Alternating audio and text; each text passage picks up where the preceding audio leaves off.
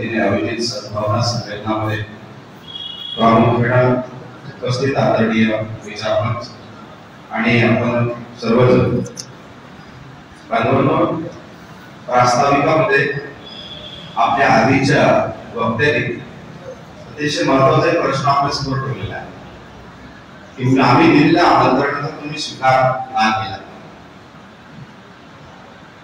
जगामध्ये अनेक धर्म आहेत, हिंदू आहे, मुस्लिम आहे, जैन आहे, ख्रिश्चन आहे,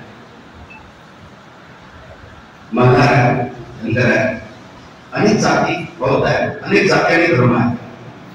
परंतु आतापर्यंत कुणीतरी धर्माने, कुणीतरी जातीच्या व्यक्तीने, हिंदूंच्या, बौद्धांच्या, जैनांच्या, ख्रिश्चनांच्या, आपल्या समाजातील लोकांनी इतर लोकांना आपल्या कार्यक्रमामध्ये आपला धर्म सांगण्यासाठी कधीतरी आमंत्रण दिलं का? तर याचं उत्तर आहे नाही.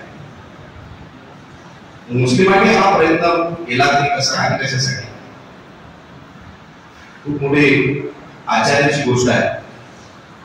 मुस्लिमांना हे दाखवायचं आहे की शरीफ कुराण जो पवित्र धर्मग्रंथ या ठिकाणी मानव कल्याणासाठी आणि माणसाच्या हितासाठी अल्लाने जो विचार जर माणसात प्रकाशित करायचा होता तो या दृष्टीने प्रसारित करण्याचा दृष्टिकोन भाईचारा, बंधुत्व आणि प्रेम, समर्पणाची भावना, एकमेकांच्या प्रती जो देवादेवा आहे, धर्म आणि जातीच्या भिंती मोडण्याचा क्रम या ठिकाणी खऱ्या अर्थाने मुस्लिम समाजाने एक आदर्शवत विचार आपल्यासमोर ठेवण्याचा मानस ठेवला. मी बऱ्याच वेळा मुस्लिम धर्मातले बारीक गोष्टींना ऑब्झर्वेशन करत असतो, त्यापैकी माझ्या लक्षात बऱ्याचशा गोष्टी येतात आणि ते मी मांडतही असतो. मुस्लिम धर्माला आदर्श मानणाऱ्या काही गोष्टी अशा आहेत की जसं की लग्न कार्यामध्ये कोणत्याही प्रकारचं वाद्य न सांगता, डीजे न सांगता अतिशय शांततेत आपल्या लग्नाची वरात काढणे. दुसरी अतिशय महत्वाची गोष्ट वेळेवर लग्न लावणे. तिसरी अतिशय महत्वाची गोष्ट की कोणत्याही प्रकारचा हुंडा न घेणे.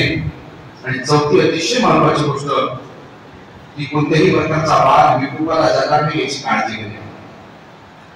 या देशाचं संविधान आपल्याला ते सांगते कायदा आणि सुव्यवस्थेचा प्रश्न निर्माण होणार नाही यासाठी तुम्ही काळजी घेतली पाहिजे. आणि माझ्या दृष्टीने मी असं मानतो की इस्लाम या गोष्टीला तंतोतंत पालन करते. मुसलमानांची मुलं तुम्हाला कुठं रस्त्याने फिरताना दिसणार नाही. उद्योग आणि व्यवसायाकडे विशेष लक्ष देऊन आपली उपजीविका कशी साध्य होईल, ज्या आई वडिलांनी आपल्याला जन्म दिला त्या परिजनांचा सांभाळ करण्याचा दृष्टिकोन हा मानवी दृष्टिकोन मुसलमान धर्मामध्ये, इस्लाम धर्मामध्ये तुम्हाला पाहायला भेटणार आहे.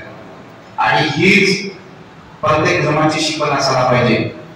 धर्माच्या प्रत्येक एका शिकवणीमध्ये एवढं सांगितलेलं आहे की माणसाने माणसाशी माणसासारखं वागलं पाहिजे. मग ही शिकवण आपल्या धर्माची आपण कधीच प्रसारित करत नाही. कधीच आपण मुसलमान समाजातील लोकांना आमंत्रित करत नाही, कधीच बौद्धांना आमंत्रित करत नाही, कधीच ख्रिश्चनांना आमंत्रित करत नाही.